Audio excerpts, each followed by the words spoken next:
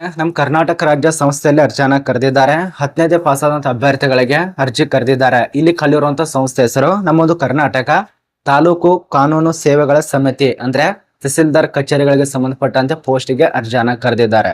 ಇಲ್ಲಿ ಕರ್ನಾಟಕ ರಾಜ್ಯದ ಎಲ್ಲ ಒಂದು ಅಭ್ಯರ್ಥಿಗಳು ಅರ್ಜಿ ಸಲ್ಲಿಸಿ ಈ ಒಂದು ಸಂಸ್ಥೆಯಲ್ಲಿ ಯಾವ ಒಂದು ಜಿಲ್ಲೆಯಲ್ಲಿ ಅರ್ಜಿ ಕರೆದಿದ್ದಾರೆ ಮತ್ತೆ ಯಾವ ಒಂದು ತಾಲೂಕದಲ್ಲಿ ಅರ್ಜಿ ಕರೆದಿದ್ದಾರೆ, ವಿದ್ಯಾರ್ಹತೆ, ಶೈಕ್ಷಣಿಕ ಅರ್ಹತೆ, ಪೋಸ್ಟ್ ಹೆಸರು, ಪ್ರತಿಯೊಂದು ಮಾಹಿತಿ ಚರ್ಚೆ ಮಾಡೋಣ. ಇದು 2026ರಲ್ಲಿ ಈ ಒಂದು ಫೆಬ್ರವರಿ ತಿಂಗಳಲ್ಲಿ ಅಪ್ಲಿಕೇಶನ್ ಸ್ಟಾರ್ಟ್ ಆಗಿದೆ. ನೋಡಿ, ಇಲ್ಲಿ ಕಲಿರುವಂತಹ ಪೋಸ್ಟ್ ಹೆಸರು ಅವರಾಗೆ ತಿಳಿಸ್ಕೊಟ್ಟಿದ್ದಾರೆ. ಕ್ಲರ್ಕ್ ಟೈಪಿಸ್ಟ್ ಪೋಸ್ಟ್ ಇರತ್ತೆ, ಅದರಲ್ಲಿ ಕೂಡ ದಲಾಯಿತ್ ಫ್ಯೂನ್ ಪೋಸ್ಟ್ ಇರತ್ತೆ, ಆಫೀಸಿನಲ್ಲಿ ಕೆಲಸ ಇರತ್ತೆ, ಆಫೀಸ್ ಪ್ಯೂನ್ ಅಂತ ಹೇಳಿ ಇದಕ್ಕೆ ಅಪ್ಲಿಕೇಶನ್ ಕರೆದಿದ್ದಾರೆ. 2 ಪೋಸ್ಟ್ ಬಗ್ಗೆ ಚರ್ಚೆ ಮಾಡೋಣ. ಯಾವುದು, ಏನು, ಎಂತ, A to Z ವರೆಗೆ. ಈ ಒಂದು ಚಾನಲ್ ಅನ್ನ, ಫೇಸ್ಬುಕ್ ಪೇಜ್ ಅನ್ನ ಯಾರ್ಯಾರು ಫಾಲೋ ಮಾಡ್ಕೊಂಡಿಲ್ಲ ಫಾಲೋ ಮಾಡ್ಕೊಳ್ಳಿ. ಮತ್ತೆ ಆದಷ್ಟು ಫೇಸ್ಬುಕ್ ನಲ್ಲಿ 1 ಲಕ್ಷ ತನಕ ಫಾಲೋವರ್ಸ್ ಆಗೋರಿದ್ದಾರೆ, ಆದಷ್ಟು ಬೇಗ ಬೇಗ ಕಂಪ್ಲೀಟ್ ಮಾಡಿ. ಬನ್ನಿ ಒಂದೊಂದು ಚರ್ಚೆ ಮಾಡೋಣ. ನೋಡಿ, 2026ರಲ್ಲಿ ಇದು ಮೊಟ್ಟ ಮೊದಲ ಬಾರಿಗೆ ನೇಮಕಾತಿ ಆಗ್ತಾ ಇದೆ. ಅಧಿಸೂಚನೆ ಪ್ರಕಟವಾಗಿರೋದು 12/2/2026ರಂದು ಅಧಿಸೂಚನೆ ಪ್ರಕಟ ಆಗಿದೆ. ನೋಟಿಫಿಕೇಶನ್ ಡೇಟ್ ನೋಡಿ, ನಂಬರ್ 1 2026. ಈ ಒಂದು ಸಂಸ್ಥೆಯಲ್ಲಿ ತುಂಬಾ ಜನ ಆತುರದಿಂದ ಕಾಯ್ತಾ ಇರ್ತಾರೆ. ಈಗ ಪ್ರಸ್ತುತ ಯಾವ ರೀತಿಯಾಗಿ ಆಗ್ತಾ ಇದೆ ನೀವೇ ನೋಡ್ತಾ ಇದ್ದೀರಾ. ಎಲ್ಲಿ ಆದ್ರೂ ಕೂಡ ಜಾಬ್ ಸಿಗ್ತಿಲ್ಲ, ಗೌರ್ಮೆಂಟ್ ಅಂತೂ ರಿಲೀಸ್ ಮಾಡ್ತಾ ಇಲ್ಲ. ಸಣ್ಣ ಪುಟ್ಟ ರಿಲೀಸ್ ಮಾಡ್ತಾರೆ, ಅಷ್ಟೇ ಭರ್ತಿ ಮಾಡ್ಕೋತಾರೆ. ಕೆಲವು ಕಡೆ ಲಂಚ ತಗೋತಾರೆ, ಇನ್ನು ಕೆಲವು ಕಡೆ 5 ಲಕ್ಷ 10 ಲಕ್ಷಕ್ಕೆ ಆ ಒಂದು ಪೋಸ್ಟ್ ಗಳನ್ನ ಮಾರಾಟ ಮಾಡ್ತಾರೆ. ಈ ರೀತಿಯಾಗಿ ಪರಿಸ್ಥಿತಿ ಆಗ್ತಾ ಇದೆ. ನೋಡಿ, ಇಲ್ಲಿ ಇನ್ನೊಂದು ಪ್ಲಸ್ ಪಾಯಿಂಟ್ ಏನಪ್ಪಾ ಅಂದ್ರೆ, ಪರೀಕ್ಷೆ ಬಗ್ಗೆ ಯಾವುದೇ ರೀತಿ ಮೆನ್ಷನ್ ಮಾಡಿಲ್ಲ ಇವರು. ಪರೀಕ್ಷೆ ಬಗ್ಗೆ ಮೆನ್ಷನ್ ಇಲ್ಲ ಅಂದ್ರೆ ನಿಮ್ಮ ಒಂದು ಅನುಭವದ ಮೇಲೆ, ಶೈಕ್ಷಣಿಕ ಅರ್ಹತೆ ಮೇಲೆ, ಮೆರಿಟ್ ಮೇಲೆ ಮತ್ತು SSLC ಯಾವ ರೀತಿಯಾಗಿ ಅಂಕಗಳನ್ನ ಪಡೆದಿದ್ರಲ್ಲ ಆ ಒಂದು ಅಂಕದ ಮೇಲೆ ಆಯ್ಕೆಗಳನ್ನ ಮಾಡ್ತಾರೆ. ಕನಿಷ್ಠವಾಗಿ ಮಾನದಂಡಗಳ ಪ್ರಕಾರ ನಮಗೆ 18 ವರ್ಷ ಆಗಿರಬೇಕು. 18 ವರ್ಷ ಆಗಿರಬೇಕು. ಗರಿಷ್ಠ ಎಷ್ಟು ಇರಬೇಕು, ಒಂದೊಂದೇ ಚರ್ಚೆ ಮಾಡೋಣ. ನೋಡಿ, ಇಲ್ಲಿ ಕಲಿರುವಂತ ಸಂಸ್ಥೆ ಹೆಸರು ಇದು ತಾಲೂಕು ಕಾನೂನು ಸೇವೆ ಸಮಿತಿ ಲಕ್ಷ್ಮೇಶ್ವರ್. ತಾಲೂಕು ಕಾನೂನು ಸೇವೆ ಸಮಿತಿ ಲಕ್ಷ್ಮೇಶ್ವರ್. ಇದು ತಾಲೂಕು ನ್ಯಾಯಾಲಯದಲ್ಲಿ ಅಪ್ಲಿಕೇಶನ್ ಕರೆದಿದ್ದಾರೆ. ಅರ್ಥ ಆಗ್ತಿದೆ ಅಂತ ಅನ್ಕೋತೀವಿ. ತಾಲೂಕು ನ್ಯಾಯಾಲಯ, ತಾಲೂಕು ಕೋರ್ಟಿನಲ್ಲಿ ಅಪ್ಲಿಕೇಶನ್ ಇರತ್ತೆ. ಈ ಒಂದು ತಾಲೂಕು ಕೋರ್ಟ್ದಲ್ಲಿ ಅಪ್ಲಿಕೇಶನ್ ಹಾಕಿ ಮತ್ತು ಒಂದೊಂದಾಗಿ ಪೋಸ್ಟ್ ವಿವರ, ಅದಕ್ಕೆ ಸಂಬಂಧಪಟ್ಟಂತೆ ವಿದ್ಯಾರ್ಹತೆ. ಈ ಒಂದು ದಲಾಯಿತ್ ಆಫೀಸ್ ಪ್ಯೂನ್ ಹುದ್ದೆಗೆ ಅರ್ಜಿ ಸಲ್ಲಿಸಿದ್ರೆ SSLC ಮಾತ್ರ ಪಾಸ್ ಆಗಿರ್ಬೇಕು. ಅದು ಕೂಡ ಮಾನ್ಯತೆ ಪಡೆದ ಮಂಡಳಿ ಅಥವಾ ವಿಶ್ವವಿದ್ಯಾಲಯದಿಂದ ಪಾಸ್ ಆಗಿರ್ಬೇಕು. ತತ್ಸಮಾನ ಕೂಡ ಕಂಪ್ಲೀಟ್ ಇದ್ದವರು ಅಪ್ಲಿಕೇಶನ್ ಹಾಕ್ಬೋದು.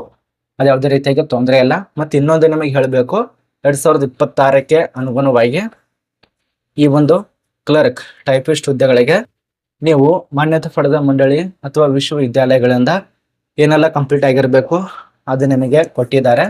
ನೋಡ್ಕೊಳ್ಳಿ. ಕಡ್ಡಾಯವಾಗಿ ಕನ್ನಡ ಭಾಷೆ, ಅದ ನಂತರ ಇಂಗ್ಲಿಷ್ ಭಾಷೆಯಲ್ಲಿ ಮಾತಾಡಕ್ ಬರ್ಬೇಕಾಗತ್ತೆ ಮತ್ತು ಟೈಪಿಂಗ್ ಕೂಡ ಮಾಡಕ್ ಬರ್ಬೇಕಾಗತ್ತೆ. ಅವ್ರು ಕೊಟ್ಟಿದ್ದಾರೆ ಲವರ್ ಹೈಯರ್, ಅದು ಟೈಪಿಂಗ್ ಮಾಡಕ್ ಬರ್ಬೇಕಾಗತ್ತೆ. ಇಷ್ಟಿಷ್ಟು ನಿಮಿಷ ಅಂತ ಇಷ್ಟಿಷ್ಟು ಸೆಕೆಂಡ್ ಕೊಟ್ಟಿರ್ತಾರೆ. ಬಟ್ ಇದರಲ್ಲಿ ಯಾವುದೇ ರೀತಿ ಮೆನ್ಷನ್ ಮಾಡಿಲ್ಲ ಅವರು, ಅಷ್ಟು ಕೊಟ್ಟಿದ್ದಾರೆ. ಮತ್ತು ಕಂಪ್ಯೂಟರ್ ನಾಲೆಜ್ ಕೂಡ ಇರಬೇಕಾಗತ್ತೆ. ಇದು ಮಾನದಂಡಗಳ ಪ್ರಕಾರ ಅನವಾಗತ್ತೆ. ಮತ್ತು ಸೆಲೆಕ್ಷನ್ ಪ್ರೊಸೆಸಿಂಗ್ ಯಾವ ರೀತಿಯಾಗಿರತ್ತೆ ಅದು ಕೊಟ್ಟಿದ್ದಾರೆ. ನೋಡಿ, ಇದು ಪೀರಿಯಡ್ ನೋಡಿ ಎಷ್ಟಿರತ್ತೆ, 6 ಮಂತ್ ಕೊಟ್ಟಿದ್ದಾರೆ. ಅಂದ್ರೆ 6 ಮಂತ್ 6 ತಿಂಗಳು ಇರತ್ತೆ. 3 ಮಂತ್ ಇದು ಬೇಸಿಕ್ ಆಗಿ ನಿಮಗೆ ಟೆಂಪರರಿ. ಇದು ಯಾವುದೇ ರೀತಿಯ ನಿಮಗೆ ಪರ್ಮನೆಂಟ್ ಇರೋದಿಲ್ಲ. ಅರ್ಥ ಮಾಡ್ಕೊಳ್ಳಿ, ಪರ್ಮನೆಂಟ್ ಜಾಬ್ ಇರೋದಿಲ್ಲ. ಇದು ಟೆಂಪರರಿ ಅಂದ್ರೆ ತಾತ್ಕಾಲಿಕವಾಗಿ ಇರತ್ತೆ. 6 ತಿಂಗಳ ತನಕ ಕೆಲಸ ಇರತ್ತೆ. ಇದು 6 ತಿಂಗಳು. ಸಂಬಳ ಅಂತ ನಿಮಗೆ 20,000, 25, 30,000. ನೋಟಿಸ್ ಅಲ್ಲಿ ಸಂಬಳದ ಬಗ್ಗೆ ಕೂಡ ವಿವರಣೆ ಕೊಟ್ಟಿಲ್ಲ. ಇದೊಂದು ಅರ್ಥ ಮಾಡ್ಕೊಳ್ಳಿ. ಯಾರ್ಯಾರು ತಾಲೂಕ್ ಕಚೇರಿಯಲ್ಲಿ ಕೆಲಸ ಮಾಡ್ಬೇಕು ಅನ್ಕೊಂಡಿದ್ದೀರಾ ಅವ್ರ ಅಪ್ಲಿಕೇಶನ್ ಹಾಕ್ಬೋದು. ಮತ್ತು ವರ್ಕ್ ಯಾವ ರೀತಿಯಾಗಿರತ್ತೆ, ಕ್ಲರ್ಕ್ ಟೈಪಿಸ್ಟ್ ಹುದ್ದೆಗಳಿಗೆ ಏನ್ ಕೆಲಸ ಮಾಡ್ಬೇಕು ಅದು ಡೀಟೇಲ್ಸ್ ಆಗಿ ತಿಳಿಸ್ಕೊಟ್ಟಿದ್ದಾರೆ. ಮತ್ತು ಆಫೀಸ್ ಫ್ಯೂನ್ ಅಂತ ಹೇಳಿ, ಆಫೀಸ್ದಲ್ಲಿ ಫ್ಯೂನ್ ಇರ್ತಾರಲ್ಲ, ಈಗ ನಿಮ್ಗೆ ಗೊತ್ತೇ ಇರ್ಬೋದು, ಅಲ್ಲಿರುವಂತ ಅಧಿಕಾರಿಗಳಿಗೆ ಅವ್ರ ಕೈ ತಿಳಿ ಕೆಲಸ ಮಾಡಿಸೋದು, ಅದನ್ನ ಮಾಡೋದು, ಕಸ ಹುಡುಗೋದು, ಚಾ ತಂದು ಕೊಡೋದು, ಅದ ನಂತರ ಏನಾದ್ರೂ ಹೇಳ್ತಾರಲ್ಲ ಅದು ಕೆಲಸ ಮಾಡೋದು. ಈ ಒಂದು ಫ್ಯೂನು ಅಲ್ಲಿ ಕೊಟ್ಟಿದ್ದಾರೆ. ನೋಡಿ, ಜನರಲ್ ಆಗಿ ವರ್ಕ್ ಆಫ್ ಫ್ಯೂನ್ ಇರತ್ತೆ. ಅಂದ್ರೆ ಜನರಲ್ ಕೆಲಸ ಮಾಡಬೇಕು. ಅದರಲ್ಲಿ ವರ್ಕ್ LLP, ಬ್ಯಾಂಕ್ಸ್ ಮತ್ತು ಅದಕ್ಕೆ ಸಂಬಂಧಪಟ್ಟಂತೆ ರಿಲೇಟೆಡ್ ಆಗಿ ಕೆಲಸ ಮಾಡಬೇಕು. ಈ ಒಂದು ತಾಲೂಕು ಕಚೇರಿ ಅಂದ್ರೆ ತಾಲೂಕು ಕೋರ್ಟಿನಲ್ಲೇ ಕೆಲಸ ಇರತ್ತೆ. ಇದು ಇನ್ನೊಂದು ಬ್ಯಾಡ್ ನ್ಯೂಸ್ ಏನಪ್ಪಾ ಅಂದ್ರೆ, ಆಫ್ಲೈನ್ ಅಲ್ಲಿ ಸಬ್ಮಿಟ್ ಮಾಡಬೇಕು. ತುಂಬಾ ಜನನು ಅವಕಾಶ ಕೊಟ್ಟಿಲ್ಲ ಇವರು ಈ ಒಂದು ತಾಲೂಕು ಕಚೇರಿಯಲ್ಲಿ. ಇಲ್ಲಿ ನೋಡ್ತಾ ಇರಬಹುದು 21/2/2026 ಈ ಒಂದು ದಿನಾಂಕ ಒಳಗಾಗಿ ಸಬ್ಮಿಟ್ ಮಾಡಿ. ಆಫ್ಲೈನ್ ನಲ್ಲಿ ಅರ್ಜಿ ಸಲ್ಲಿಸುವಂತ ವಿಳಾಸ ಇಲ್ಲಿ ಗಮನಿಸಬಹುದು. ಅರ್ಜಿದಾರರು ನಿಮ್ಮೆಲ್ಲ ದೃಢೀಕರಣ ಡಾಕ್ಯುಮೆಂಟ್ಸ್ ಅನ್ನ ಇಟ್ಟುಕೊಂಡು ತಾಲೂಕು ಕೋರ್ಟು, ಹೈಕೋರ್ಟ್ ಅಲ್ಲ, ತಾಲೂಕು ಕೋರ್ಟ್ ಅಂತ ಇರತ್ತೆ. ಬೇಕಾದ್ರೆ ನಿಮ್ಮದು ತಾಲೂಕಿನಲ್ಲಿ ಹೋಗಿ ಸರ್ಚ್ ಮಾಡಿ ತಾಲೂಕು ನ್ಯಾಯಾಲಯ, ತಾಲೂಕು ಕೋರ್ಟು, ತಾಲೂಕು ನ್ಯಾಯಾಲಯ ಅಂತ ಹೆಸರಿರತ್ತೆ. ಬಟ್ ತಾಲೂಕು ಕೋರ್ಟು, ಕೋರ್ಟ್ ಆಫೀಸು, ಕೋರ್ಟ್ ಈ ರೀತಿಯ ಹೆಸರಿಟ್ಟಿರ್ತಾರೆ. ಅದನ್ನ ಹೋಗಿ ಚೆಕ್ ಮಾಡ್ಕೊಳ್ಳಿ. ಅಲ್ಲಿ ಕರೆದಿದ್ದಾರೆ. ಅರ್ಜಿ ಸಲ್ಲಿಸಿ ಆಯ್ಕೆ ಆದ್ರೆ ನಮ್ಮ ಒಂದು ಕರ್ನಾಟಕ ರಾಜ್ಯದಲ್ಲಿ ಕೆಲಸ ಇರತ್ತೆ. ಗದಗ ಜಿಲ್ಲೆಯಲ್ಲಿ, ಗದಗಲ್ಲಿ ಕೆಲಸ ಇರತ್ತೆ. ಟೋಟಲ್ ಆಗಿ 2 ಪೋಸ್ಟ್ ಇರತ್ತೆ, ಗುಮಾಸ್ತ, ಬೆರಳುಂಚಿಗಾರ. ಸಂಬಳದ ಬಗ್ಗೆ ಯಾವುದೇ ರೀತಿ ಮೆನ್ಷನ್ ಮಾಡಿಲ್ಲ. ಮತ್ತು ಅಪ್ಲಿಕೇಶನ್ ಹಾಕುವಂತ ವಿಳಾಸ ಆಫ್ಲೈನ್ ಇರೋದ್ರಿಂದ ಅಪ್ಲಿಕೇಶನ್ ಹಾಕುವಂತ ವಿಳಾಸ ನೋಡಿ. ಅರ್ಜಿದಾರರು ನಿಮ್ಮೆಲ್ಲ ಡಾಕ್ಯುಮೆಂಟ್ಸ್ ಅನ್ನ ತಯಾರು ಮಾಡಿಕೊಂಡು ಸಂಬಂಧಿತ ಸ್ವಯಂ ದೃಢೀಕರಣದೊಂದಿಗೆ ಎಲ್ಲ ಡಾಕ್ಯುಮೆಂಟ್ಸ್ ಅನ್ನು ತಯಾರು ಮಾಡಿಕೊಂಡು ಸದಸ್ಯ ಕಾರ್ಯದರ್ಶಿಗಳು, ತಾಲೂಕು ಕಾನೂನು ಸೇವೆಗಳ ಸಮಿತಿ, ನ್ಯಾಯಾಲಯ ಸಂಕೀರ್ಣ, ಲಕ್ಷ್ಮೇಶ್ವರ್, ಗದಗ ಇಲ್ಲಿಗೆ 21ನೇ ತಾರೀಕೊಳಗಾಗಿ ಅಪ್ಲಿಕೇಶನ್ ಸಬ್ಮಿಟ್ ಮಾಡಬೇಕು. ಆಫ್ಲೈನ್ ಅಲ್ಲಿ ಆದ್ರೂ ಸಬ್ಮಿಟ್ ಮಾಡಿ, ಅಥವಾ ನೀವೇ ಖುದ್ದಾಗಿ ಹೋಗಿ ಅಲ್ಲಿ ಹೋಗಿ ವಿಚಾರಣೆ ಮಾಡ್ಕೊಂಡು ಆ ಒಂದು ಕೋರ್ಟ್ನಲ್ಲಿ ಸಬ್ಮಿಟ್ ಮಾಡ್ಕೋಬಹುದು. ತಾಲೂಕು ಕೋರ್ಟ್ ಅಂತ ಕರೀತಾರೆ, ತಾಲೂಕು ನ್ಯಾಯಾಲಯ, ತಾಲೂಕು ಕೋರ್ಟ್. ಅಲ್ಲಿ ಹೋಗಿ ಸಬ್ಮಿಟ್ ಮಾಡಿ. ನಾನೇನು ವಿಳಾಸ ತಿಳಿಸ್ಕೊಟ್ನಲ್ಲ ಅದೇ ವಿಳಾಸಕ್ಕೆ ಹೋಗಿ ಎಲ್ಲ ಡಾಕ್ಯುಮೆಂಟ್ ಸಬ್ಮಿಟ್ ಮಾಡಿ. ಅಥವಾ ನೀವೇನಾದ್ರೂ ದೂರ ಇತ್ತಂದ್ರೆ, ಹೋಗೋದಕ್ಕೆ ಆಗ್ಲಿಲ್ಲ ಅಂದ್ರೆ ನಿಮ್ಮ ಒಂದು ಹತ್ತಿರ ಇರುವಂತ ಪೋಸ್ಟ್ ಆಫೀಸಿಗೆ ಅಂದ್ರೆ ಅಂಚೆ ಕಚೇರಿಗೆ ಭೇಟಿ ಕೊಟ್ಟು ಸ್ವಲ್ಪ ಬಾಂಡ್ ಸಿಗತ್ತೆ. ಒಂದು ಫಾರ್ಮ್ ಕೂಡ ಇರತ್ತೆ, ಅಪ್ಲಿಕೇಶನ್ ಹಾಕುವಂತ ಆಫ್ಲೈನ್ ಫಾರ್ಮ್ ಕೂಡ ಕೊಟ್ಟಿದ್ದಾರೆ ಅವರು. ಅದನ್ನ ನಿಮಗೆ ತಿಳಿಸ್ಕೊಡ್ತೇನೆ. ಇದೆಲ್ಲ ಚರ್ಚೆ ಮಾಡ್ಕೊಳ್ಳಿ. ಇದೆಲ್ಲ ದಿನಾಂಕ ಬಗ್ಗೆ ಕೊಟ್ಟಿದ್ದಾರೆ. ಬಟ್ ನಿಮ್ಗೆ ಆಫ್ಲೈನ್ ಫಾರ್ಮ್ ಅನ್ನ ತೋರಿಸ್ತೇನೆ ನೋಡಿ. ಇಲ್ಲಿ ನೋಡಿ, ಈ ಒಂದು ಆಫ್ಲೈನ್ ಫಾರ್ಮ್ ಕ್ಲರ್ಕ್ ಹುದ್ದೆಗಳು ಇರತ್ತೆ. ಅದರಲ್ಲಿ ಕೂಡ ಪ್ಯೂನ್ ಪೋಸ್ಟ್ ಇರತ್ತೆ. ಆಫೀಸ್ ಪ್ಯೂನು, ಕ್ಲರ್ಕ್ ಎರಡು ಕೊಟ್ಟಿದ್ದಾರೆ. ಯಾವ್ದು ಬೇಕು ಅದನ್ನ ಸೆಲೆಕ್ಟ್ ಮಾಡ್ಕೊಳ್ಳಿ. ಪ್ಯೂನ್ ಬೇಕಾಗಿದ್ರೆ ಪ್ಯೂನು, ಕ್ಲರ್ಕ್ ಬೇಕಾಗಿದ್ರೆ ಕ್ಲರ್ಕ್, ಯಾವ್ದು ಬೇಕು ಅದನ್ನ ಸೆಲೆಕ್ಟ್ ಮಾಡ್ಕೊಳ್ಳಿ. ಮತ್ತು ಸಿಗ್ನೇಚರ್ ಕಡ್ಡಾಯವಾಗಿ ಹಾಕ್ಬೇಕು ನೋಡಿ. ಫೋಟೋ ವಿತ್ ಸಿಗ್ನೇಚರ್ ಯಾವ ರೀತಿಯಾಗಿ ಹಾಕ್ಬೇಕಪ್ಪ ಅಂದ್ರೆ, ತುಂಬಾ ಜನ ಇಲ್ಲೇ ಕನ್ಫ್ಯೂಸ್ ಆಗ್ತೀರಾ. ನಾವು ಸಲ್ಲಿಸುವಂತ ರೀತಿಯಲ್ಲಿ ನಾನು ನಿಮಗೆ ತಿಳಿಸ್ಕೊಡ್ತೇನೆ. ಇದೆಲ್ಲ ಫೋಟೋ ಅಟ್ಯಾಚ್ ಮಾಡಬೇಕು. ಇದೆಲ್ಲ ಫೋಟೋ ಅಟ್ಯಾಚ್ ಮಾಡ್ಬೇಕು. ತುಂಬಾ ಜನ ಹೆಂಗ್ ಮಾಡ್ತಾರ, ಇದು ಮುಂದ್ಗಡೆ ಫೋಟೋ ಇದೆ, ಇದು ನಿಮ್ ಮುಖ ಬರ್ತಾ ಇಲ್ಲ, ಹಿಂದ್ಗಡೆ ಸಿಗ್ನೇಚರ್ ಮಾಡ್ತಾರ ಇಂಥ ಜಾಗದಲ್ಲಿ. ತುಂಬಾ ಜನ ಹಿಂಗೆ ಮಾಡ್ತಾ ಇರ್ತಾರ. ನೀವೇನು ಫೋಟೋ ಇರತ್ತಲ್ಲ ಮುಂದ್ಗಡೆ ಮಾಡ್ಬೇಕಾಗತ್ತೆ. ಮುಂದ್ಗಡೆ ಫೋಟೋ ನಿಮ್ ಮುಖ ಇರತ್ತಲ್ಲ ಅದ್ರ ತೆಳಗಡೆ ಮಾಡ್ಬೇಕು. ಅರ್ಥ ಆಗ್ತಿದೆ ಅಂತ ಅನ್ಕೋತೀವಿ. ತೆಳಗಡೆ ಇಲ್ಲಿ ಮಾಡಿ ಅಥವಾ ಇಲ್ಲಿ ಮಾಡಿ, ಕೆಟ್ಟಾರೆ ಅಲ್ಲಿ ಮಾಡಿ, ಅದನ್ನ ಬಿಡ್ತೀರಾ. ತುಂಬಾ ಜನ ಫೋಟೋ ಮುಂದ್ಗಡೆ ನಿಮ್ ಮುಖ ಇರತ್ತೆ, ಅದು ಹಿಂದ್ಗಡೆ ನೀವೇನು ಅಟ್ಯಾಚ್ ಮಾಡ್ತಾರಲ್ಲ ಈ ರೀತಿಯಾಗಿ ಅದು ಹಿಂದ್ಗಡೆ ಮುಚ್ಚಿ ಹೋಗತ್ತೆ. ನಿಮ್ ಸಿಗ್ನೇಚರ್ ಇದೆ ಅಂತ ಹೆಂಗ್ ಗೊತ್ತಾಗೋದು? ಆದ ಕಾರಣ ಈ ರೀತಿ ತುಂಬಾ ಜನ ತಪ್ಪು ಮಾಡ್ತಾ ಇರ್ತಾರ. ಇದು ಮಾಡಕ್ ಹೋಗ್ಬೇಡಿ. ನಿಮ್ಗೆ ಗೊತ್ತಿರತ್ತೆ, ಈಗಾಗಲೇ ಅಪ್ಲಿಕೇಶನ್ ಹಾಕಿರ್ತೀರ. ಹಾಕಲ್ದವ್ರು ಇಲ್ಲಲ್ದನ ತುಂಬಾ ಜನ ತೊಂದರೆ ಅನುಭವಿಸ್ತಾರೆ.